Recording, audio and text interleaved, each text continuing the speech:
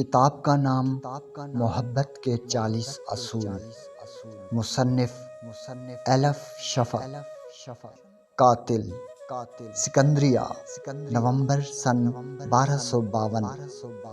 بلا شک کنویں کے تاریک پانیوں کی تہہ میں وہ اب مردہ ہے، پھر بھی جہاں کہیں میں جاؤں اس کی آنکھیں میرا پیچھا کرتی ہیں، روشن اور مرعوب کن آنکھیں، اوپر آسمان پر بدشگونی سے معلق دو ستاروں کی طرح۔ میں اسکندریہ آ گیا اس امید میں کہ اگر میں دور دراز سفر کر جاؤں تو میں ان چبھتی یادوں سے فرار ہو سکتا تھا اور میرے دماغ میں گونجتی وہ آہوزاری رک سکتی تھی، وہ آخری چیخ جو اس کے چہرے کے خون میں بھیگتے، اس کی آنکھیں بہر ابلنے اور اس کا گلا ایک ناتمام سانس میں بند ہونے سے پہلے اس کے حلق سے نکلی تھی۔ خنجر گھونپے گئے زخم کھائے آدمی کا الوداع، پھندے میں پھنسے بھیڑیے کی دردناک چیخ۔ جب آپ کسی کی جان لیتے ہیں تو اس شخص کی کوئی چیز آپ میں منتقل ہو جاتی ہے، آہ، خوشبو یا کوئی انداز۔ میں اسے ستم رسیدہ کی بد دعا کہتا ہوں۔ یہ آپ کے بدن سے چمٹ جاتی ہے، آپ کی جلد میں گھس کر سیدھی دل کا رخ کرتی ہے اور یوں آپ کے اندر رہنے بسنے لگتی ہے۔ وہ لوگ جو مجھے سڑک پر چلتا پھرتا دیکھتے ہیں کسی طور پر یہ نہیں جانتے، لیکن میرے اندر ان تمام آدمیوں کے نشانات یا سراغ زندہ ہیں جن کی جانیں میں نے لیں۔ میں کسی نادیدہ ہار کی طرح انہیں اپنی گردن میں پہنتا ہوں، ان کی موجودگی اپنے بدن پر محسوس کرتے ہوئے۔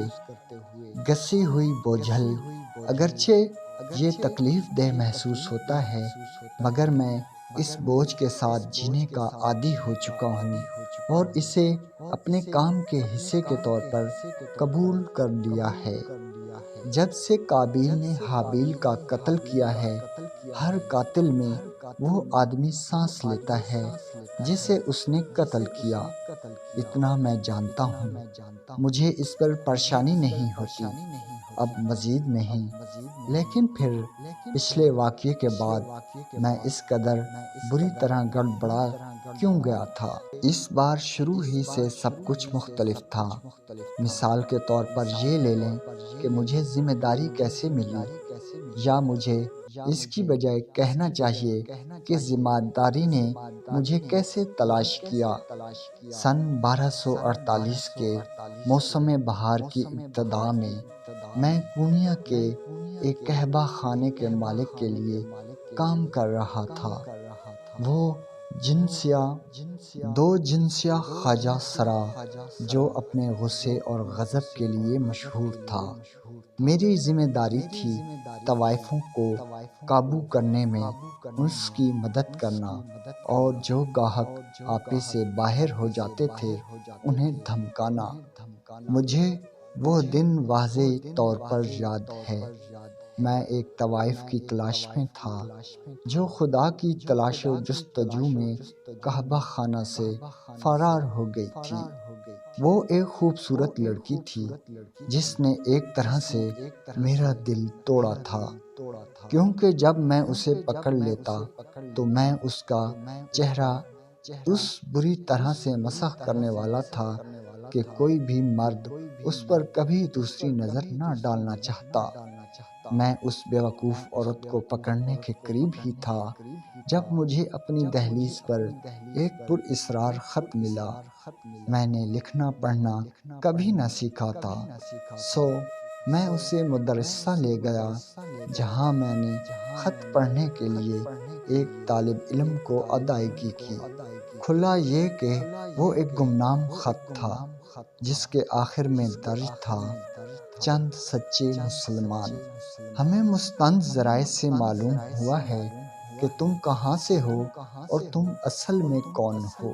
خط میں لکھا تھا، حشاشین کے پرانے رکن، ہم یہ بھی جانتے ہیں کہ حسن بن صباح کی موت اور تمہارے رہنماؤں کے حراست میں لیے جانے کے بعد تنظیم ویسی نہیں رہی جیسی کبھی ہوا کرتی تھی۔ تم سزا سے بچنے کے لیے پونیا میں آئے ہوئے ہو اور تب سے تم بھیس میں ہو۔ خط میں لکھا تھا کہ ایک بڑے معاملے میں میری خدمات کی فوری ضرورت تھی۔ اس میں یقین دہانی کروائی گئی کہ معاوضہ اطمینان بخش ہوگا۔ اگرچہ مجھے دلچسپی تھی تو مجھے ایک مشہور مے خانے میں اسی شام تاریکی پھیلنے کے بعد پہنچنا تھا۔ وہاں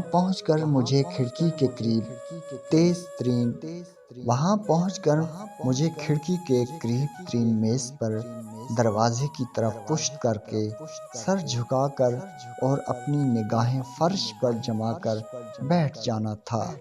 جلد ہی میرے پاس وہ ایک یا ایک سے زیادہ آدمی پہنچ جاتے جنہیں میری خدمات حاصل کرنی تھیں۔ وہ مجھے وہ تمام معلومات دیتے جن کی مجھے ضرورت تھی۔ ان کے آنے، ان کے جانے اور گفتگو کے درمیان کسی موقع پر بھی میں اپنے سر کو اٹھا کر ان کے چہروں کو دیکھ نہیں سکتا تھا۔ وہ ایک عجیب خط تھا، لیکن میں کہوں گا وہ ایک عجیب خط تھا، لیکن پھر میں گاہکوں کے خپتی پن کا عادی تھا۔ برسوں میں میری خدمات ہر طرح کے لوگوں نے حاصل کی تھیں اور ان میں سے بیشتر اپنے نام خفیہ رکھنا چاہتے تھے۔ تجربہ نے مجھے یہ سکھایا تھا کہ اکثر و بیشتر جو گاہک زیادہ سختی سے اپنی شناخت چھپانا چاہتا وہ اپنے شکار کے اسی قدر قریب ہوتا تھا۔ لیکن یہ میرا سر درد نہیں تھا۔ میرا کام تھا قتل کرنا۔ اپنی ذمہ داری کے عقب میں موجود اسباب کی تفتیش کرنا میرا کام نہ تھا۔ برسوں پہلے جب سے قلعہ موت کو چھوڑا تھا میں نے اپنے لیے اسی زندگی کا انتخاب کیا تھا۔ میں بہرحال سوال شاذ و نادر ہی کرتا ہوں۔ میں سوال کروں بھی کیوں؟ جن لوگوں کو میں جانتا ہوں ان میں سے بیشتر کم سے کم کسی ایک شخص سے چھٹکارا پانا چاہتے ہیں۔ یہ حقیقت کہ وہ اس بارے میں کچھ کرتے نہیں، اس کا یہ مطلب نہیں کہ وہ قتل کرنے کی خواہش سے مامون ہیں۔ در حقیقت ہر کوئی کسی نہ کسی کی جان لینا چاہتا ہے۔ لوگ اس بات کو تب تک نہیں سمجھتے جب تک یہ خود ان کے ساتھ پیش نہیں آتا۔ وہ خود کو قتل کے ناقابل سمجھتے ہیں، لیکن یہ صرف اتفاق کا معاملہ ہے۔ بعض اوقات ان کے غصے کو ہوا دینے کے لیے ایک اشارہ ہی کافی ہوتا ہے۔ کوئی با ارادہ غلط فہمی، کسی ذرا سی بات پر جھڑپ، یا پھر بس کسی غلط وقت پر کسی غلط جگہ موجود ہونے پر ایسے لوگوں میں ایک تباہ کن لہر ابھر آتی ہے۔ جو دوسری صورت میں شائستہ اور نفیس لوگ ہوتے ہیں۔ قتل کوئی بھی کر سکتا ہے، لیکن کسی اجنبی کو بے حسی سے ہر کوئی قتل نہیں کر سکتا۔ یہی مقام ہے جہاں منظر میں داخل ہوتا ہوں۔ میں نے لوگوں کے حصے کا گندا کام کیا، حتیٰ کہ خدا نے بھی اپنی مقدس حکمت میں میرے جیسے کسی شخص کی ضرورت کو تسلیم کیا جب اس نے موت کے فرشتے کے طور پر عزرائیل علیہ السلام کو لوگوں کی زندگیاں ختم کرنے کی ذمہ داری پر مامور کیا۔ اس صورت میں انسان اس فرشتے سے خوف کھاتے، اسے بد دعا دیتے اور اسی سے نفرت کرتے، جبکہ خدا کے ہاتھ صاف اور اس کا نام بے داغ رہتا۔ یہ فرشتے کے ساتھ انصاف نہ تھا۔ لیکن پھر یہ دنیا اپنے انصاف کے باعث نہیں پہچانی جاتی ہے نا۔ جب تاریکی پوری طرح پھیل گئی، میں میخانے میں پہنچا۔ کھڑکی کے ساتھ والی میز پر چہرے پر زخم کا نشان لیے ایک شخص بیٹھا تھا جو گہری نیند میں لگتا تھا۔ مجھے خیال آیا کہ اسے جگا دوں اور کہیں اور جانے کا کہوں، لیکن شرابیوں کے متعلق آپ کبھی نہیں جانتے کہ وہ کیا رد عمل دیں، اور مجھے محتاط رہنا تھا کہ دوسروں کی توجہ زیادہ مجھ پر نہ ہو۔ سو میں کھڑکی کے سامنے اگلی خالی میز پر بیٹھ گیا۔ زیادہ دیر نہ گزری تھی کہ دو آدمی آئے، وہ میرے برابر میں میں کھڑکی کے سامنے اگلی میز پر بیٹھ گیا۔ زیادہ دیر نہ گزری تھی کہ دو آدمی آئے، وہ میرے برابر میں دونوں اطراف بیٹھ گئے تاکہ ان کے چہرے نہ دیکھے جا سکیں، اگرچہ مجھے یہ جاننے کے لیے کہ وہ کتنے نوجوان تھے اور اس اقدام کے لیے کس قدر عدم اختیار تھے جو وہ کرنے والے تھے، ان کے چہرے دیکھنے کی ضرورت نہ تھی۔ تمہاری سب سے زیادہ سفارش کی گئی تھی، ان میں سے ایک بولا۔ اس کا لہجہ محتاط ہونے سے زیادہ خائف اور تشویش بھرا تھا۔ ہمیں بتایا گیا تھا کہ تم بہترین ہو۔ جس انداز سے اس نے یہ سب کہا، یہ بات مزاحیہ محسوس ہوئی، مگر میں نے اپنی مسکراہٹ دبا لی۔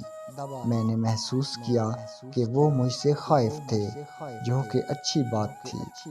اگر وہ خاصے خوفزدہ تھے تو وہ میرے ساتھ کچھ غلط کرنے کی جرات نہ کر سکتے تھے۔ سو میں نے کہا، ہاں، میں بہترین آدمی ہوں۔ یہی وجہ ہے کہ لوگ مجھے گیدڑ سر اریار کہتے ہیں۔ میں نے اپنے گاہکوں کو کبھی مایوس نہیں کیا، چاہے میرا کام کتنا ہی مشکل کیوں نہ ہو۔ اچھی بات ہے۔ اس نے گہری سانس بھری، کیونکہ ہو سکتا ہے کہ یہ کام آسان نہ ہو۔ جب دوسرا آدمی بولا، دیکھو، ایک آدمی ہے جس نے اپنے بہت سے دشمن بنا لیے ہیں۔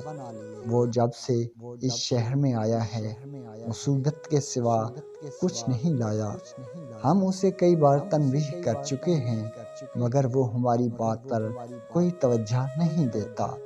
اگر کوئی فرق پڑا ہے تو یہ کہ وہ زیادہ جھگڑالو ہو گیا ہے۔ اس نے ہمارے پاس اور کوئی چارہ نہیں چھوڑا۔ ہمیشہ ایسا ہی ہوتا ہے۔ ہر بار معاملہ طے کرنے سے پہلے گاہک اپنی وضاحت دینے کی کوشش کرتے تھے، یوں جیسے میری اجازت اس اقدام کی سنگینی کو کم کر سکتی تھی جو وہ کرنے والے تھے۔ میں جانتا ہوں تمہارا کیا مطلب ہے، مجھے بتاؤ، یہ آدمی کون ہے؟ میں نے پوچھا۔ وہ نام بتانے میں ہچکچاہٹ کا شکار دکھائی دیے۔ اس کی بجائے مبہم سی تفصیل بتانے لگے۔ وہ ایک ملحد ہے جس کا اسلام سے کچھ لینا دینا نہیں۔ بے حرمتی اور گستاخی بھرا ایک غیر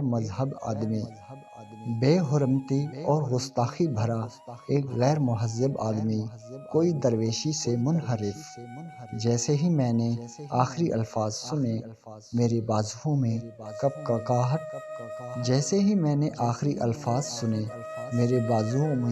کپکپاہٹ کا احساس رنگ گیا۔ میرا دماغ دوڑنے لگا۔ میں نے ہر قسم کے لوگ قتل کیے تھے، نوجوان اور بوڑھے، مرد اور عورتیں، لیکن درویش، کوئی ایمان والا شخص ان میں سے کوئی نہیں تھا۔ میری اپنی توہمات تھیں، اور میں خدا کے غضب کو بلاوا نہیں دینا چاہتا تھا کہ سب کچھ کے باوجود میں خدا پر یقین رکھتا تھا۔ مجھے خدشہ ہے کہ مجھے انکار کرنا ہوگا۔ میرا نہیں خیال کہ میں کسی درویش کی جان لے سکتا ہوں، کسی اور کو تلاش کر لو۔ یہ کہہ کر میں رخصت ہونے کے لیے اٹھ کھڑا ہوا، لیکن ان میں سے ایک آدمی نے میرا ہاتھ تھام لیا اور التجا کی، ٹھہرو، برائے مہربانی تمہارا معاوضہ تمہاری کوشش کے موافق ہوگا۔ تمہارا جو بھی معاوضہ ہے ہم اس سے دگنا دینے کو تیار ہیں۔ 3 گنوں کے بارے میں کیا کہتے ہو؟ میں نے اس بارے میں قائل ہو کر پوچھا کہ وہ اتنی زیادہ رقم نہیں دے پائیں گے، لیکن مجھے حیرت ہوئی جب ذرا سی ہچکچاہٹ کے بعد دونوں راضی ہو گئے۔ میں سراسیمہ ہو کر واپس بیٹھ گیا۔ اتنی رقم کے ساتھ میں آخر کار آسانی سے اپنے لیے دلہن حاصل کر کے شادی کر سکتا تھا اور گزر بسر کیسے ہو اس پر مزید فکر مند ہونا چھوڑ سکتا تھا۔ کوئی درویش تھا یا نہیں، اس رقم کے عوض تو کوئی بھی قتل کا مستحق ہے۔ اس لمحے میں کیسے جان سکتا تھا کہ میں اپنی زندگی کی سب سے بڑی غلطی کرنے جا رہا تھا اور باقی عمر اس پر پچھتانے میں گزار دیتا۔ میں کیسے جان سکتا تھا کہ کسی درویش کا قتل اس قدر مشکل ہوگا، اور یہ کہ اس کی موت کے عرصہ بعد بھی اس کی کسی خنجر جیسی تیز نگاہ ہر جگہ میرا پیچھا کرے گی۔ تب سے 4 برس گزر چکے ہیں جب میں نے اس صحن میں اسے چھرا گھونپا تھا اور اس کی لاش ٹھکانے لگانے کو کنویں میں گرائی تھی، ایک چھپاکے کے لیے انتظار میں جو کسی سنائی نہ دیا۔ تب سے 4 برس گزر چکے ہیں جب میں نے اس صحن میں اسے چھرا گھونپا تھا اور اس کی لاش ٹھکانے لگانے کو کنویں میں گرائی تھی، ایک چھپاکے کے انتظار میں جو کبھی سنائی نہ دیا، کوئی ہلکی سی آواز تک نہیں سنائی دی۔ یوں تھا جیسے وہ نیچے پانی میں گرنے کی بجائے اوپر افلاک میں گر گیا ہو۔ یوں تھا جیسے وہ نیچے پانی میں گرنے کی بجائے اوپر افلاک میں گر گیا تھا۔ مجھے اب بھی سوتے میں ڈراؤنے خواب نظر آتے ہیں، اور اگر میں پانی کو دیکھتا ہوں، چند لہجے سے زیادہ کسی بھی طرح کے پانی کو، تو ایک سرد دہشت میرے پورے بدن کو اپنی گرفت میں لے لیتی ہے اور مجھے ابکائی سی آ جاتی ہے۔ ناظرین کرام، نیکسٹ ویڈیو کے لیے ہمارے چینل کو سبسکرائب کیجیے۔ اللہ نگہبان۔